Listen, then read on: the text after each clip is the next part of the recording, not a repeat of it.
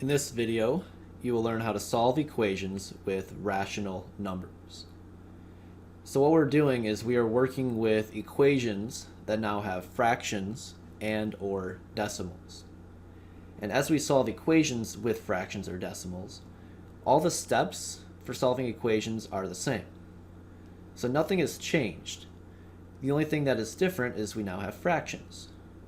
So these questions might be a little more difficult simply because we're adding or subtracting fractions together, but the concepts and the processes are all the same. So example 1, we have x plus 5 over 3 equals 2. Well, to solve an equation, we need to get everything away from the variable. So to solve for x, what we need to do is get rid of that plus 5 over 3. And to do that, we do the inverse operation of adding 5 over 3, which would be subtracting 5 over 3. So I subtract 5 over 3 from both sides. When I do that on the left side, the 5 over 3's will cancel. So I have x on the left side, and then 2 minus 5 over 3 on the right side. So that is what we see right here, 2 minus 5 over 3. Now, to subtract, we just need to make sure that we have a common denominator. And so we want a denominator of 3. So the 2 we can rewrite as 6 over 3, because 6 over 3 would be 2. So now 6 over 3 minus 5 over 3 would equal 1 over 3, which is my solution. Example 2, we have 3/4 times x equals 5. And to solve this for x, what I need to do is get rid of the 3/4 that is with the x. So to do that, we see that 3/4 is being multiplied. So we do the inverse operation of multiplication, which is division. So I divide both sides by 3 over 4. When I do that on the left side, the 3 over 4's cancel. So I have x on the left side equals, and then 5 divided by 3 over 4. That is the same thing as multiplying by the reciprocal, which would be multiplied by 4 over 3. So I can think of this as 5 over 1 times 4 over 3, which would give me 5 times 4, or 20, for the top, and then 1 times 3 for the bottom, which is 3. And I can write this as a mixed number if I want. 20 divided by 3 would give me 6, and then a remainder of 2. So 6 2/3 would be my final answer. Example 3. Now we are throwing in decimals. So exactly the same thought process. We need to get rid of this minus 4.6 that is with the x. And to do that, I do the inverse operation of subtraction, which would be addition. So I'm going to add 4.6 to both sides. On the left side, these will cancel, so I have x equals, and then on the right side, I have 7.41 plus 4.6. So when I add those together, I add a 0 at the end to make sure that the decimal places are the same, and I just simply add. So 1 plus 0 is 1, 4 plus 6 is 10, carry the 1, we have 11 plus 1 is 12. And the decimal place goes right here, we keep it in order. So that would be 12.01 as my solution. Example 4. We now have a decimal being multiplied with our variable.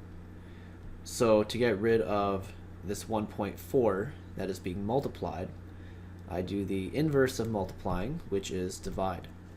So I divide both sides by 1.4. On the left side, these will cancel, and I have x on the left, and then on the right I have 48.2 divided by 1.4. Now to begin with, because we have decimal in both numbers, I like to get rid of the decimal in at least one of the numbers by multiplying by 10 to some power. Well, because there's only one decimal, or 1 point after the decimal point, then I can multiply by a 10 to the first power, or just 10. So multiplying by 10 for the top and bottom would give me 482 and then 14. I just move the decimal place over one place for both. So then I can divide that out. 482 divided by 14. And if we go through the process, we're going to get 3. And 3 times 14 would give me 42. Subtract, I have 6. Bring down the 2. And then 14 goes into 62. That's going to be 4 times. 4 times 14 is 56. Subtract, I get 6. I need a decimal point, and then a 0. Bring down the 0. That's going to give me 60. 14 goes into 60 4 times. 4 times 14 is 56. Subtract, we get 4. 0. And then 14 goes into 40. That would be 2 times. 2 times 14 is 28.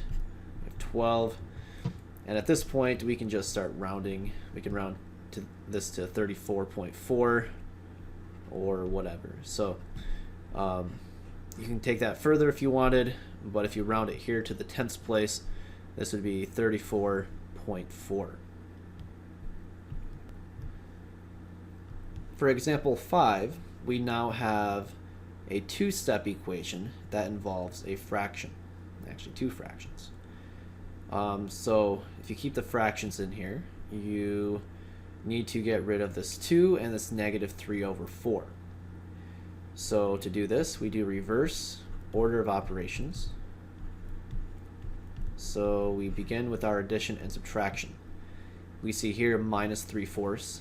I can get rid of that by adding 3/4. So I add 3/4 to both sides.